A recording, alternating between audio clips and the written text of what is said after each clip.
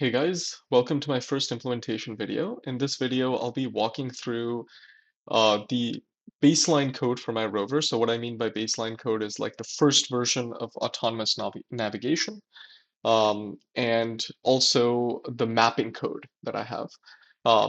And if you haven't watched the overview of how the rover works, please watch that video first. It's quick. It's like a 2-3 minute video, so it should be a pretty quick watch, and then you can come to the implementation series. So in this first video, I want to actually kind of show you how the code flow works in addition to the baseline, but also how the repo is structured, how you can navigate the repo, um, some tips to kind of work with it. So with that, let's get started. All right. So let's get started. Basically, before I start going into the details on the code, I want to kind of go over a couple components that are important for the operation of the rover.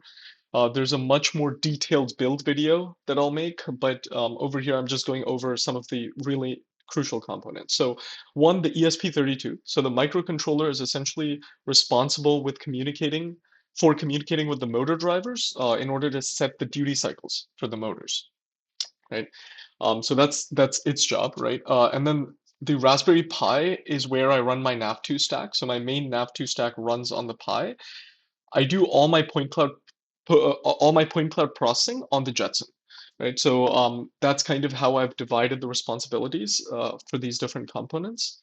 Um, so that's an overview of kind of the different components that I think are quite important for the build. And one caveat here, I'm using a Livox Mid 360 for LiDAR, and there's a specific Livox ROS2 driver that I use. I'll put the GitHub link in the description of this video. So that's one of the prerequisites to actually run this code. And another prerequisite is microROS, because essentially the ESP32 needs to be able to subscribe to ROS topics, specifically command val, to be able to convert those twist commands into duty cycles for the motors. So I do use MicroROS as well. MicroROS has excellent documentation, and I'll put the link for the MicroROS page as well. It has some great tutorials that you can check out. So those are two prerequisites to actually run this code. All right, so with that out of the way I'm going to structure these implementation videos, if you scroll down to the README, so the README should be kind of your landing page for this entire code base, right? So it gives you a very good overview of the system, of the different topics that are being published, of all the different packages. And also, if you scroll all the way to the bottom of the README, there's like a startup order for every operating mode of the rover.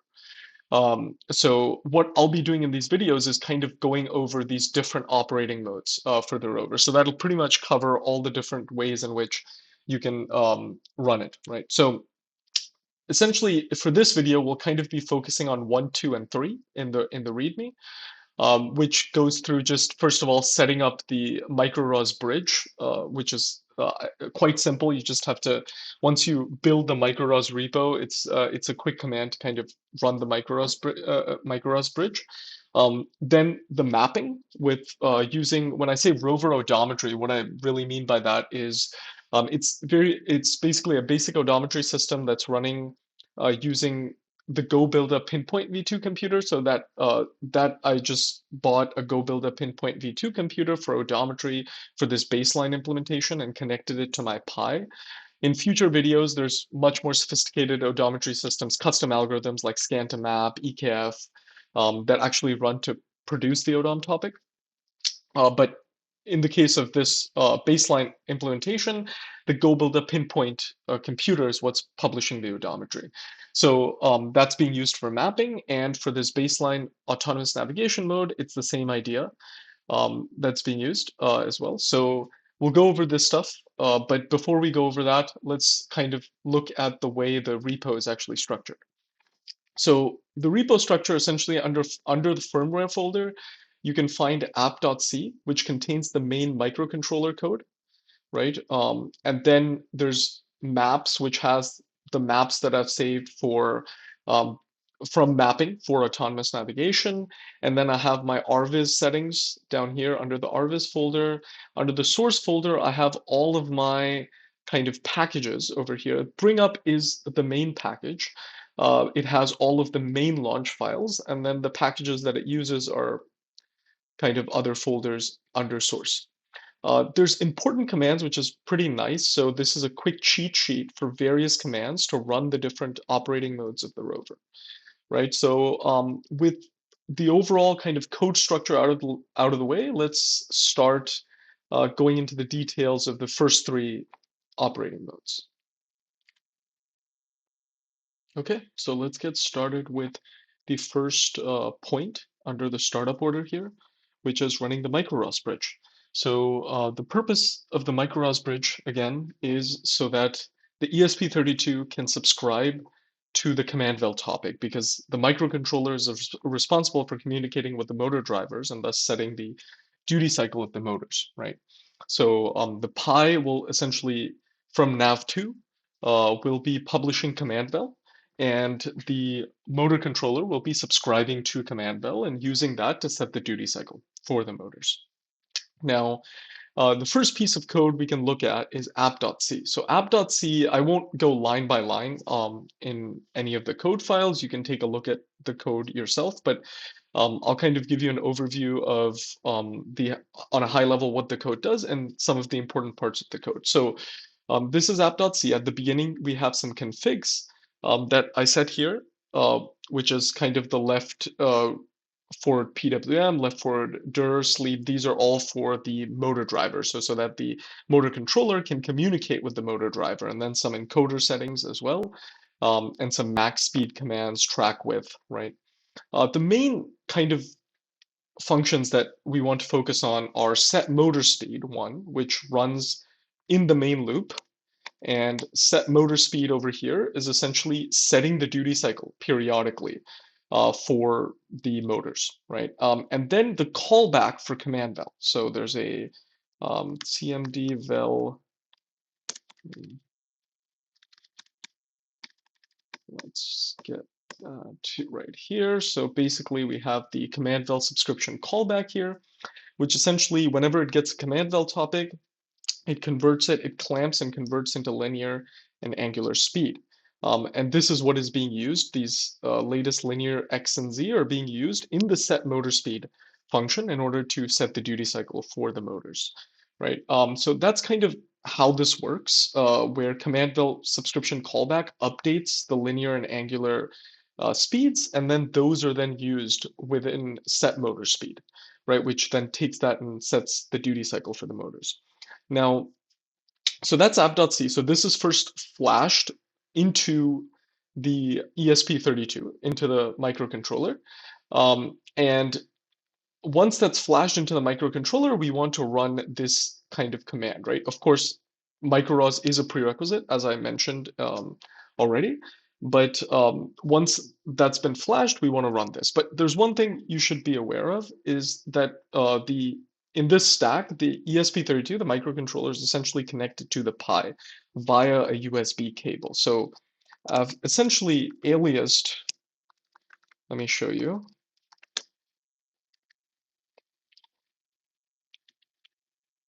/dev. Yeah. So I've essentially aliased TTY USB 0 to dev TTY Rover ESP, which is why under serial I have that as the name, right? But basically you can alias it to whatever you want, or I would recommend aliasing it, because sometimes these TTY USBs can actually change every time you start up.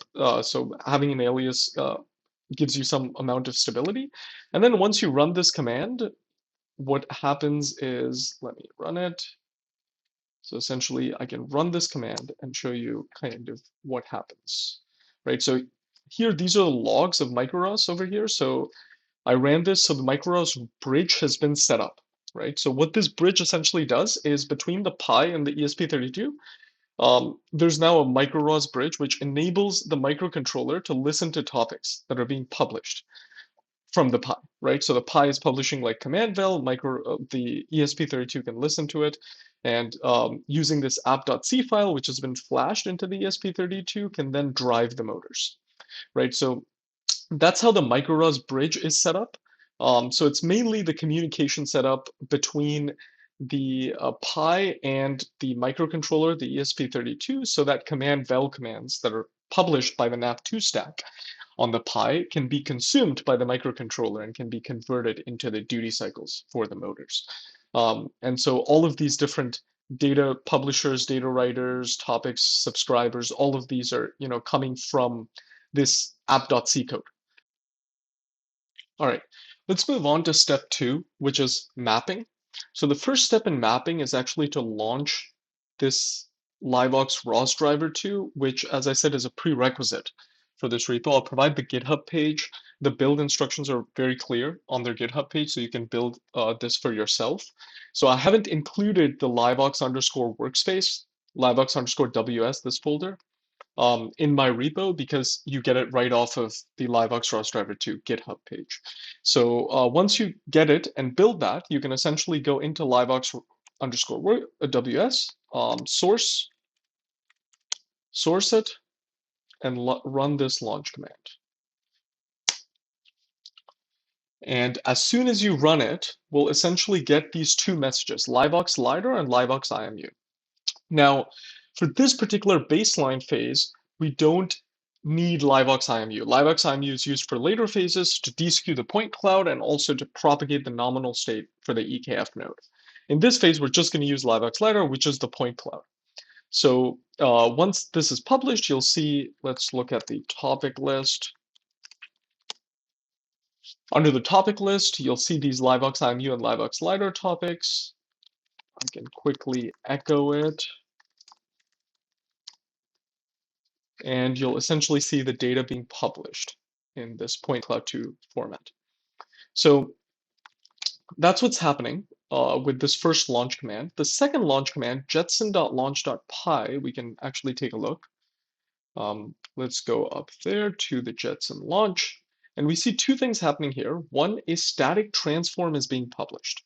And that's between the baselink and the LiveVox frame. So the baselink is the center of my rover, and the LiveVox frame is essentially the center of the LiveVox, which is mounted on top. So there's a Z transform there. Then the LiveVox cloud2scan.launch.py is being initiated. So that's coming from the LiveVox cloud2scan node under the LiveVox cloud2scan package, which is under source. So under source, you'll find LiveVox cloud2scan, go to LiveVox cloud2scan node.cpp. And I want you to focus on this cloud callback. So this is essentially the subscription callback for the LiveVox LiDAR message. And what it does is it just takes that point cloud. As I said, this is a baseline. So it's a very simple implementation. And it essentially just takes the point cloud 2 and it just projects it. And it publishes the projection on a topic called scan from LiveVox. That's the baseline. So when I run this, let's just go ahead and run it. I'll go to important commands. That has my cheat sheet for it. So let's just go ahead and run it, right? Okay, so here we can see the projected clouds, these messages projected cloud. So those point clouds are being projected by this LiveVox cloud scan package. And if I now look at the topics, I can see scan from LiveVox. That is the projected point cloud. So let me just echo it.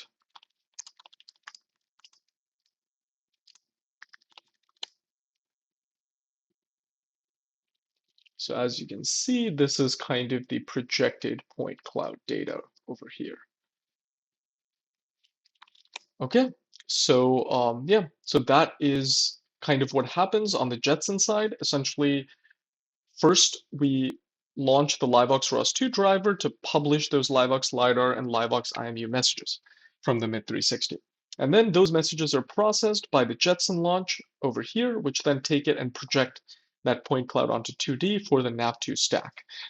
So that is the baseline version on the Jetson side. Now we'll move to the nav2 stack on the Pi side. Okay, so on the Pi side, before we move on to step 3, which is the nav2 stack, let's actually talk about the mapping. So over here, let's finish up the mapping. So last part of the mapping is, so once we've run these commands on the Jetson, on the Pi, I run this, right, which is the mapping, the main mapping launch file. So remember, the purpose of mapping is essentially to create a map using SLAM. So that's what I do first before doing any type of before running any type of autonomous navigation algorithms, because the map is kind of the starting point for those algorithms. So I don't run the nav2 stack unless I've created this map. So this launch happens first, and let's go to the mapping.launch.py, and there's actually a demo of how the mapping happens in the overview video. So I won't be showing the demo again in this video, but you can take a look at the overview video if you're interested in seeing how the map is actually built using this code. So over here, let's just look at this. So this is the launch file. So the main parts are down here. So we have the joy node. So when I'm mapping, I'm controlling my rover using a gamepad. So the joy node is kind of like publishing the joystick commands that I'm making on my controller, on my gamepad. The gamepad adapter is taking those commands and publishing on the command vel topic. So the joy node is what is kind of reading those commands, and the gamepad adapter is subscribing to the joy node, to the joy topic, and converting those into twist messages. So into the command vel twist messages that are then consumed by the microcontroller to set the motor duty cycles. So that's what these two nodes are doing. And then we have the odometry launch. So remember, in this baseline version, there's this Rover odometry package. I'll go over that package soon, but this is essentially interfacing with the Go Builder Pinpoint V2 computer, which is connected to the Pi using the I2C protocol in order to publish odometry, right? And then there's a static transform from base footprint to base link. And finally, there's the SLAM toolbox that's being also the SLAM toolbox launch, which is going to be used in order to create and save the map, right? So these are essentially these are all the different nodes that are being used here. Okay, so now let's actually run it. So let me go to important commands. Let's find the mapping command here, and let's go ahead and run it. Here.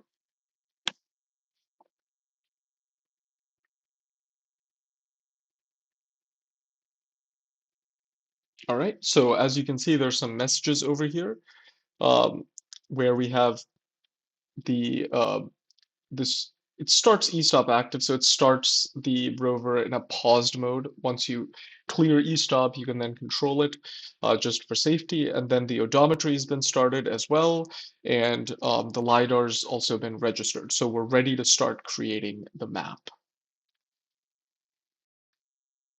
Before we move to the map, I just want to do a quick overview of the rover odometry package. So under source, you'll see this folder rover odometry, and under that, there's this launch file, which is actually being invoked by the main mapping launch file from the Pi. And you can see over here, odometry node is the one that's being run. So for odometry node, let's go to that file. The main kind of method here would be update that you should focus on. So if you go up, essentially you can see that there's wall timers being created. So there's a publish rate hertz here. So at 50 hertz, I believe, is what's in the config. There's a timer which runs update at 50 hertz. And in update, essentially what's happening is using the I2C protocol, the odometry values, so the velocity commands, the position commands, yaw rate, all of these things are essentially being read from the pinpoint computer, and the current state is being published. So if we just go to publish current state, this current state is being published. So there's a TF broadcaster, over here, there's ODOM message being constructed and published, right? So that's how the odometry is happening for this baseline version. All right. So essentially, this is what's happening. Right? All right, so I've launched Arvis over here. I have a particular Arvis config called Rover Slam config for the mapping phase. You can take a look, it's under the Arvis folder, but you're free to create, your own config for mapping. So here's the starting point for mapping. Again, I'm going to take my controller to move the rover around, and you'll see how the map updates. There's a much better side-by-side comparison of the rover moving and the map being created in the overview video, but I'll just show it once more here from kind of the mapping point of view. So here I'm moving my rover forward, and you can see the map updating right here. Right, so you can see all of these things. I'm gonna turn it around. So there you see the passage getting filled in as well on the left side.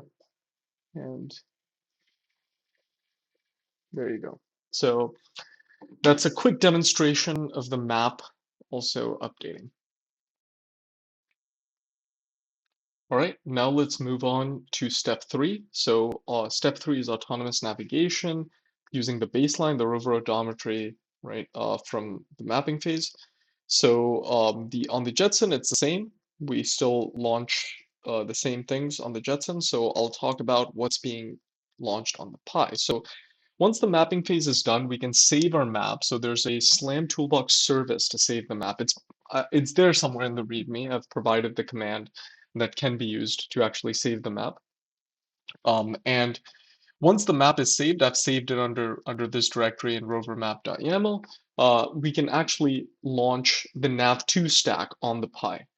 So we have pi nav2 liveaux.launch, which we can just kind of take a look at that over here. So over here, what's happening is we have this odometry launch, which is the rover odometry from earlier. And we also have the localization and navigation launch, which are coming from the nav2 package, right? So a nav2, it's a standard package or framework, and ROS provides you with it's a great framework for autonomous navigation where you can plug in your own custom algorithm. So that's what I'm using over here.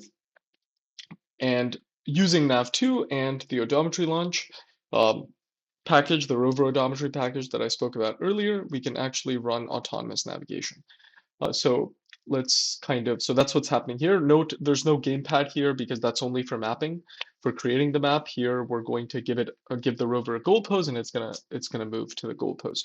There's a great demonstration of this in the overview video. So again, if you want to watch it, you can go back to that video and watch it here. I'll just kind of show the Arvis screen to give you an idea of how the goal pose is set and how the rover moves. And again, this is just a baseline, which is why we're using rover odometry. We're going to replace that with much more custom algorithms in future phases. So, all right, so here's the Arvis screen. I've launched Arvis with my custom config. You can find my custom configs under the Arvis directory, but you're free to use your own here. This one's rover slam config, that's layer 2. So I'll just give it a goal pose. Again, you can go to the overview video to see the rover moving side by side, but over here I just want you to see what happens on Arvis after launching that baseline autonomous navigation command. So here's the goal pose, and the rover starts moving towards the goal pose. As you can see, the odometry is being updated as the rover moves.